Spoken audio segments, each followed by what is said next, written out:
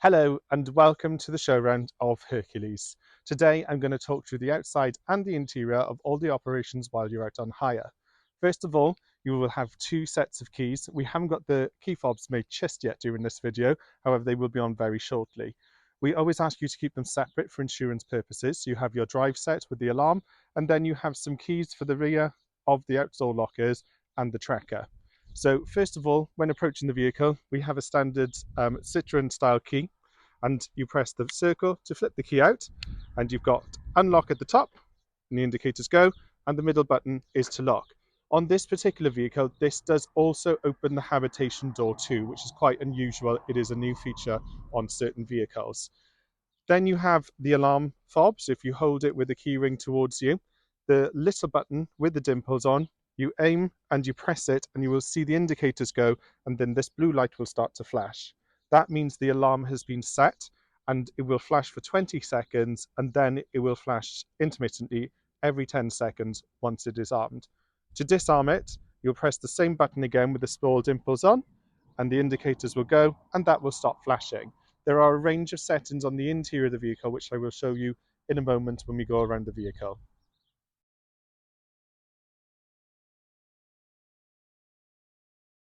Okay, so in the cab, it's just like a car. You're that much higher up. We have two sets of keys. They should always be with you when you leave the vehicle, especially this one being the tracker. So this one will send a ping to the insurance company if the vehicle is started and this isn't here. So really important, this one is always safe. I always pop it there when I'm driving because it has to be within a meter for it to pick up. No problems if you've left it in the back or whatever. We will always ring you when we get an alert, and we just check the vehicle's okay, and then it is heavily watched until we've got hold of you. But we are able to shut down the engine as well in the unfortunate circumstance that it's not you with the vehicle. So just always make sure it's there, always take it with you, and they should always be separate. So if you go out for the day, I usually put one in one pocket, one in the other, or if I'm with someone, I'll give them one of them, okay? So next is our engine key. Pop it in there, just like any other car, clutch down, and then turn on. I'm not going to do that now, though, because it will drown out my voice recording this video. Everything else, really standard. Volume controls, phone controls on the actual steering wheel. On the back, you've got your lights on the top left. On the bottom left, you've got your cruise control. It is hidden, so just make sure you familiarize yourselves before you get going, because it is hidden behind this bit here.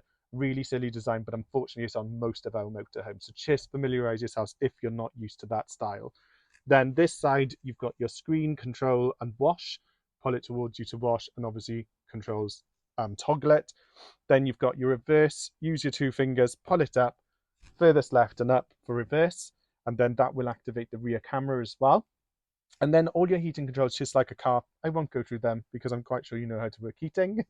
And then you've got your Pioneer system, which is a really lovely addition in this vehicle. So it is able to do Android and Apple CarPlay. So it is a lovely system to have your music and your phone and everything through there. However, I do like to use this vintage style thing, which is in all of the Fiats and Citroens and Peugeot motorhomes.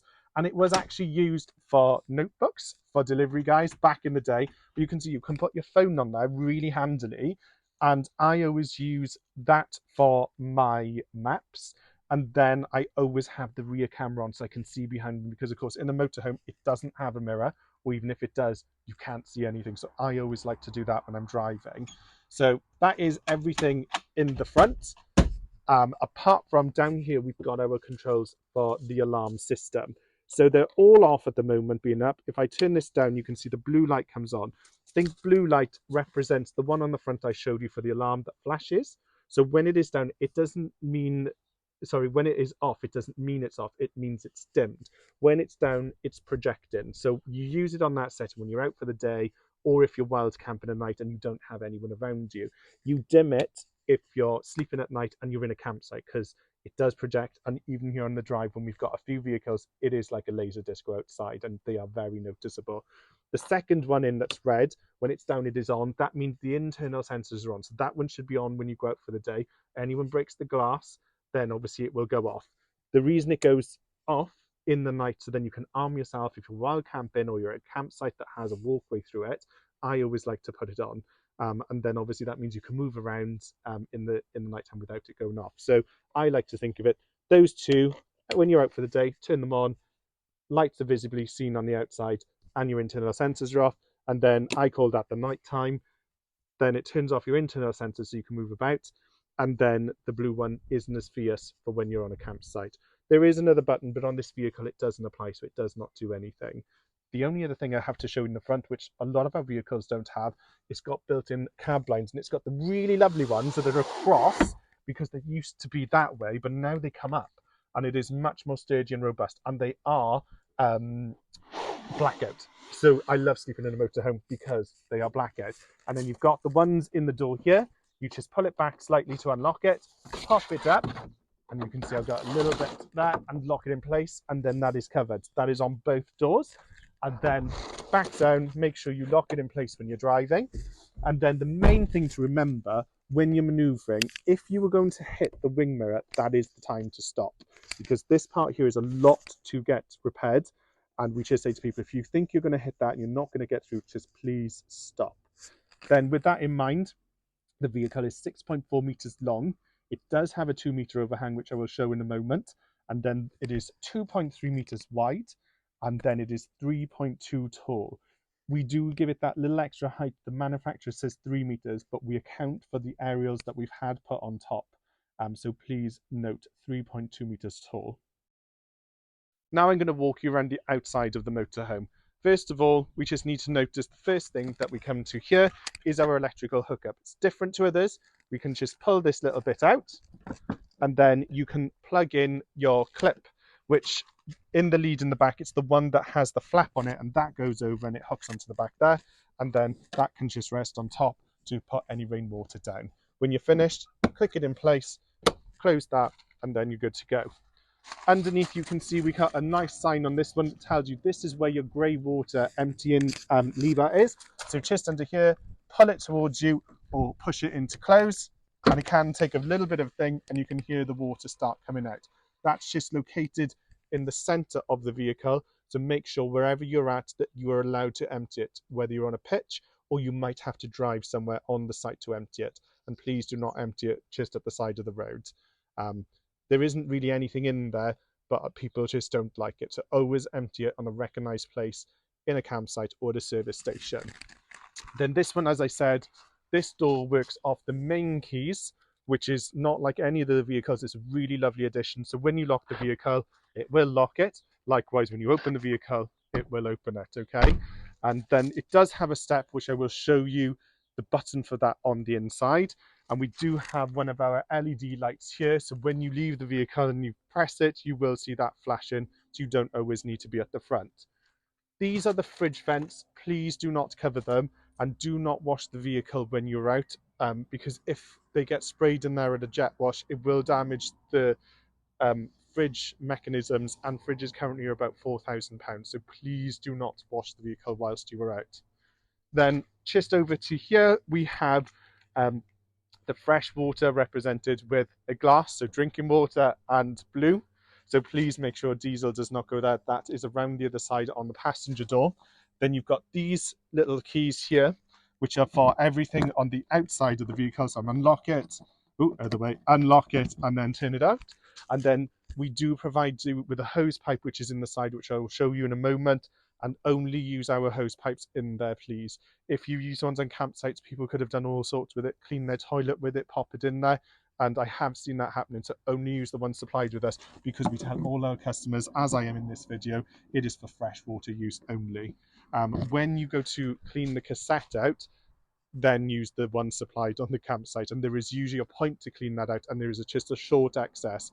But again, I have seen people using a normal hose pipe just when I was away last week, putting it in cleaning their toilet. So please only use our ones for yourself and for others. So again, you need this key to unlock, and we are going to open the toilet, press with both hands, and then we've got a cassette. This one is slightly different to other vehicles. We've now got 3 different ones, but they all work exactly the same way. So down here, there's a green button, and we're going to press that and pull it out. And if it doesn't come out, that means the toilet is open. So don't yank it. You need to go inside and close the toilet before it will come out. I said they're all pretty much exactly the same. This one is different colors, but they all do the same thing. Turn that out, and undo that, so then you can pour out the loveliness that is in there. And then if round this side, that's your airlock, and then you aim down, face away, and press that, and it all comes flying out.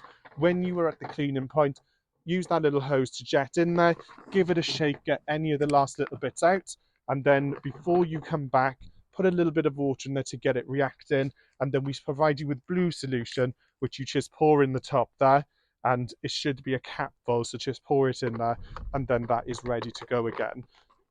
So you put it back in, make sure that's closed, and then just slide it in and you will hear a click. There you go. Now that's all done, ready to use again. Lock it. We always say to lock everything up. Those are expensive. They're well over £100 now. And if somebody has a broken one, unfortunately, we have seen it where people have taken other people's because they don't want to fork out that much money. So please lock all of the external garages when you're not around the vehicle. Then we're going to come to the garage. This one is very different to the others. So we've got our locks. So when they are locked, they are in and they are flush. To open them, turn it, it pops out. Turn the key back so that it's locked. It's easier to lock. Same on the bottom one. Then toggle it to open. And then you will see in the garage. So in here, you will have your electric hookup. And then we have some of the pads for the additional bed. And this garage goes all the way back. This vehicle does not have a bike rack, so this is where your bikes will need to go. We definitely will fit 2 bikes in there. 4 might be a little bit of a struggle, but if you're a family, you will get 2 smaller ones in there. But most certainly you will get 2 adult ones in there. So that is the garage section. We will have this hose possibly capped off. We're going to see how that goes because we're not sure about the tap being there. So that may be operational or may not be. But if it is operational, please make sure it is always off. It is in the stowed position and that nothing can fall in it or pull the tap open to turn it on because it will be flooded and the floors are very, very costly to repair in a motorhome. So if it is working, please always make sure it's off and make sure there's nothing there that can knock that tap when you're driving. When you're done, close the door, toggle these back, and then press the button in, and then that is locked. So at the rear of the vehicle, there's not really anything to see. It does not have a bike rack, as I just mentioned. It only has the camera. The only thing we say about the camera, if you notice you can't see it very, very well, just get a rag, wipe it over. That's usually what the problem is because all of the muck, if you're driving in weather that's not so great, it just chucks up at the back. So just give that a little wipe over. Then on this side, I've already pre-opened these because I've shown you how to open it already. So in this side, it's got a really lovely garage, goes all the way across, but then you do have storage up here. But this shelf can also go up, so then you can have large things like surfboards or whatever might fit in there, or the ones that you can blow up, you won't need to put them all the way down. But it is really good to have stuff up there as well. And there's a few little shelves on the back, and then there's your pads for the additional makeup bed in the front. So to close again, just turn, pop it in, and then you are done. Down the side on this one, we have got our Truma external valve. Please do not cover that up. It can sometimes get hot, as it says in it, but more so just to make sure that it is clear because the bad emissions come out of there and we don't want them going back in, okay? Then down here, we have another bit of storage, which again, the same mechanism of the lock, just turn, and then the drawer comes out. Just be very careful that this drawer is locked before you go anywhere and it's secure because obviously it can swing out and catch oncoming traffic or whatever. So always check that is locked. So in here, we've got 70 kilogram weight. We ask you not to put anything in there other than really what we have in here. There's some small ramps in here. We've got the hose pipe in here as well, which has all of the fittings. So just please always make sure they are there for the next customer, just in case you don't have that quick fix on the site that you're on or the air that you stop in. Then pop that down, close it, make sure you twist it to lock and then secure the lock as well. Next along, we have got our gas. Toggle, same mechanism, and then pull up. And there is a little hold there. Just be careful if it's a windy day, because that's not the strongest holds. Like with all of them, just always hold it, because I would hate to see that come on to someone. So in here, we've got 2 gas bottles. We'll always supply you with 2. you'll always have one that has a bit left from whatever, and then you'll always have a full one. On this vehicle, they are both connected, but we still advise you only to use one at a time, so you know if you've got a full one or you've got an empty one, because if you go at the same time, it would draw from both, and then you'll get two empty ones at the same time, which is not a good position to be in. So I would always start on the left because I'm left-handed. So I would just say, use that one. We know that there's a bit left in that one, and then this one will be full. So then you can turn that one on when that one goes. We provide you with two full ones if you're on a long trip. If you're just out for a short one, you'll have one full and one of whatever's left. We provide you with the two included in your price. If you need to swap them out because you're out for a long duration, that is down to you to do and replenish as you go. But when you come back, you just bring them back with however they've got them, because we will always change them out. As an indicator, and we went away for a month, and because it was summertime, we didn't even get quarter of the way down on one. But in the winter is when it can drink the gas on the heating. So if you're just in summertime and you're not using the heater and cooking, you don't use very much at all. It is the heating that drinks it. But if you're on a campsite, you don't need to worry about that because the heating will work off electricity. There is a spanner here. It's to take these off if you need to change them. So just like a gas barbecue, undo it, tighten it to put it on, and that is that. And then these, it is anti-clockwise to turn on, clockwise to turn off, and you do have to press this little button to activate the flow of gas when you first turn it on. That is everything in the gas locker. And like everything else, when you're done, lock it, click it, and then it is secure. The very last thing I need to show you on the vehicle is where the diesel goes. Please do not put the diesel anywhere else. It does say diesel on it, and there is AdBlue. So the vehicles are always full when you collect them. Please return them full. That just helps us turn them around much quicker, and obviously it's full for the next customer. AdBlue we always top up. If you are on a longer hire, you will need to top that up if it comes up on the dashboard. If you leave it run low, it can damage the engine and the engine can actually stop. So when it comes up, please get AdBlue. If you're not sure about it or you've never done it before, give us a call. Comes in a container. You take that off. The container has a nozzle. You screw it on and you literally pour it in and it'll glug in there. But you shouldn't need to do it only if you're in a long hire and you're traveling maybe down to Europe or something. That's the only time you're going to need to do that. And that is everything on the outside of the vehicle. So inside Hercules, we're going to start off in the doorway where the main controls are to turn everything on. First of all, you've got your step control here. So if you want that out, just press it and it will come out from underneath. Then as we come into the vehicle, this is your master on and off, and we're going to turn that on, and then you've got some lights and external light is there. This system has just come to life. This is your power. So once it comes on, you will see that it has your solar controls, it has your power outlets, your lights, and your water pump. So it's just loading 75%, and then it will come on. So at the moment, you can see the solar is charging, and you've got your battery voltage there, which is looking healthy. Your clean water is empty, the dirty water is empty.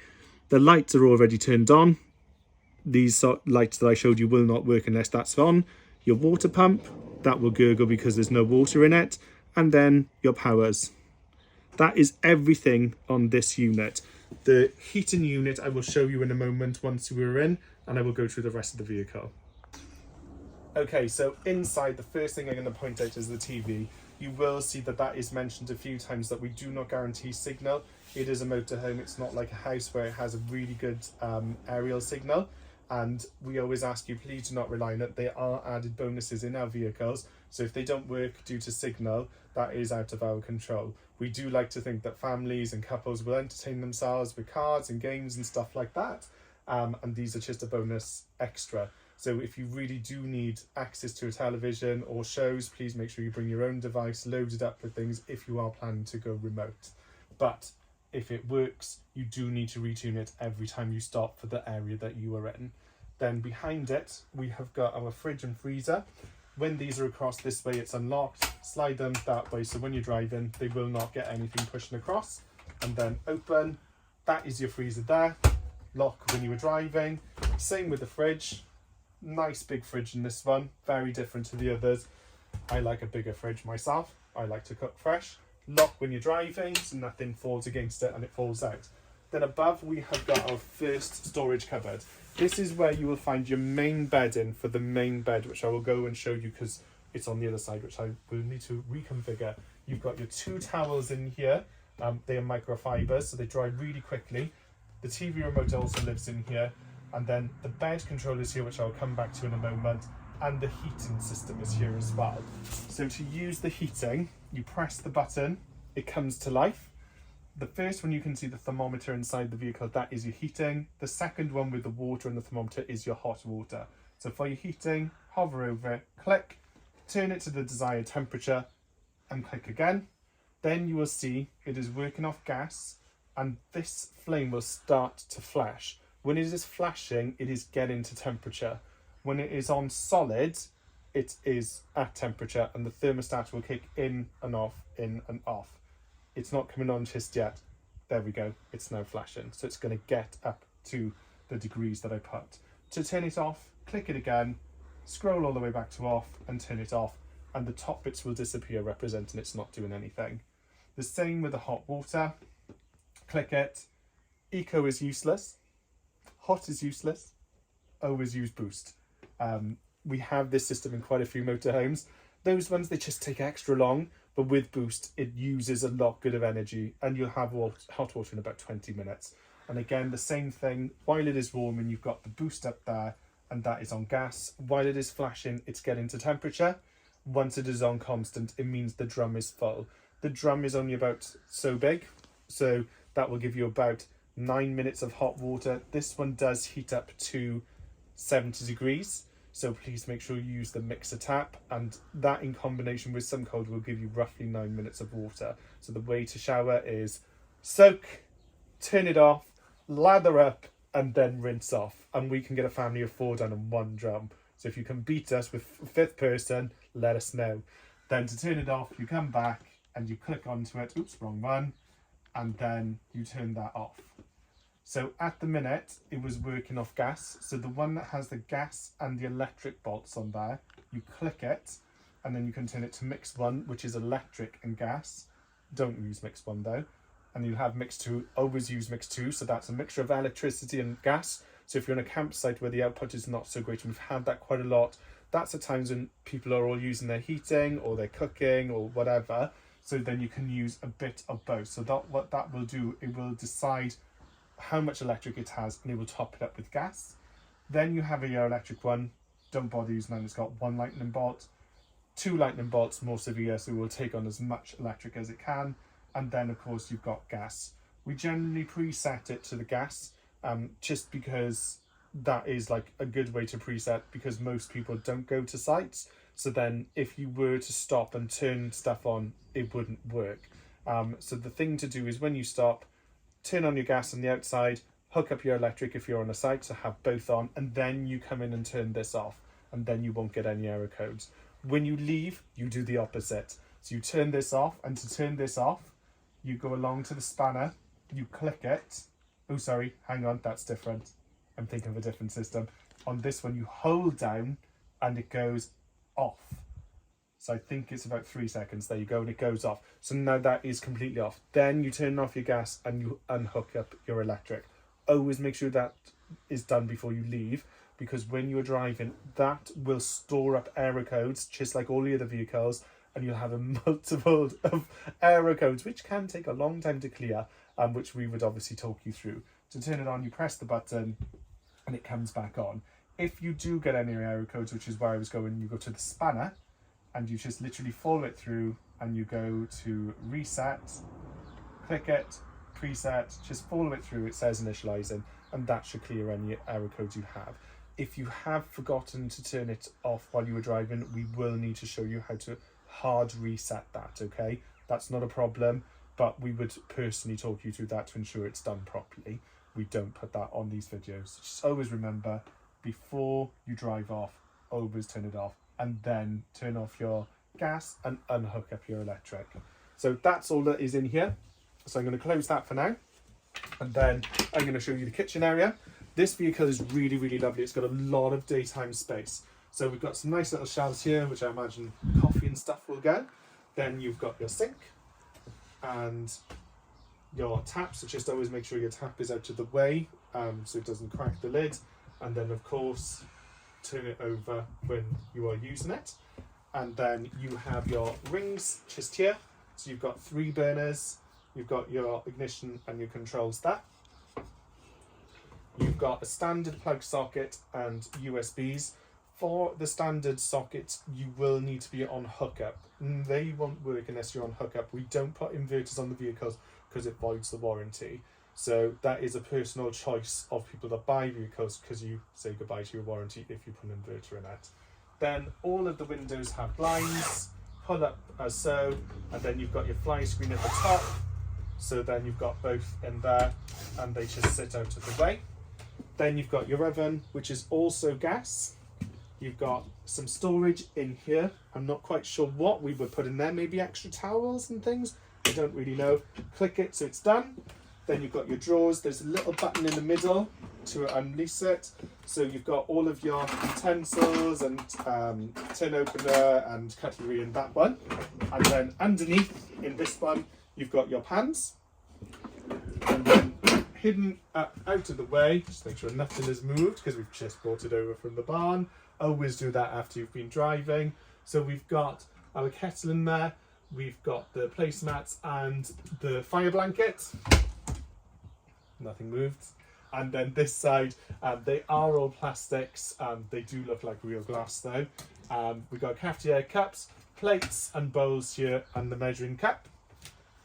And then towards this way, this has got a really, really lovely shower room. So if we just look around here, we have a full-size shower with a door. So please make sure we close this door when you're showering, because the floors in motorhomes are really quite delicate. So if they get moisture in them, that can be a lot to kind of repair. So please make sure when you're showering, this is closed. This door obviously closes as well for privacy. Just turn that there, and then you can pull this completely across.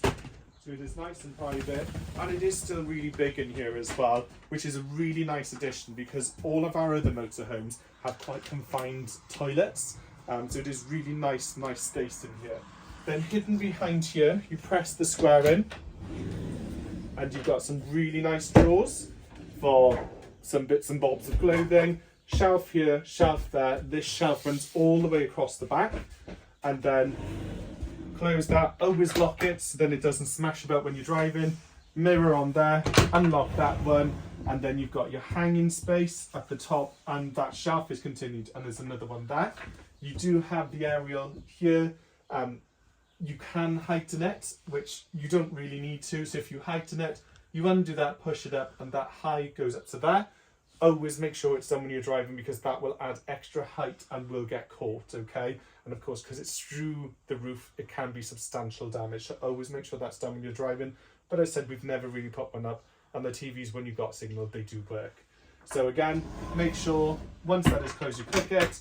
Power outlet here if you're on hookup. You have got another cupboard here, which I haven't opened yet. How am I opening? There we go. It's just a pull. So we've got some nice toiletry space there. Really nice addition. Didn't notice that earlier on. Still got a shelf here. Not sure what you would put down there in front of the mirror, but each to their own.